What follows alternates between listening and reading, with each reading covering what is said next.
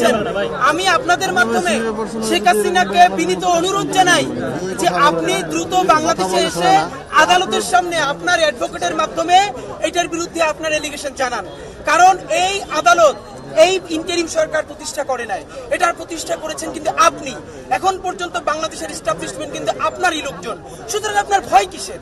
আপনি যদি মনে করেন আপনি মাজলুম, আমরা তো জালেম হয়ে উঠতে চাই না, আমরা আমাদের শত্রুর সাথে ইনসাফ চাই।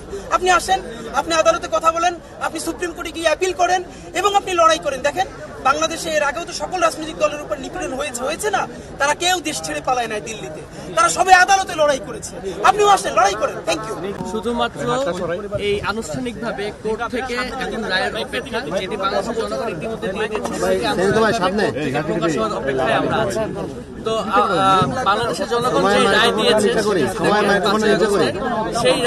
সেই রায়টি আজকে কোর্টের মুখের থেকে আমরা আশা করছি।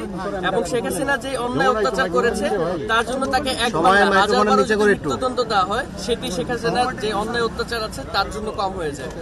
তাই আমাদের আশা যে শেখ হাসিনার সর্বোচ্চ যে শাস্তি আছে সেটি রায় প্রকাশ হবে আজকে। শুধু রায় প্রকাশই না, রায় প্রকাশের পর যত দ্রুত সম্ভব তাকে দেশে এনে দেশের মাটিতে তার রায়টি কার্যকর করা হবে, সেটি আমাদের সকলের পক্ষ থেকে আশা এবং প্রত্যাশা।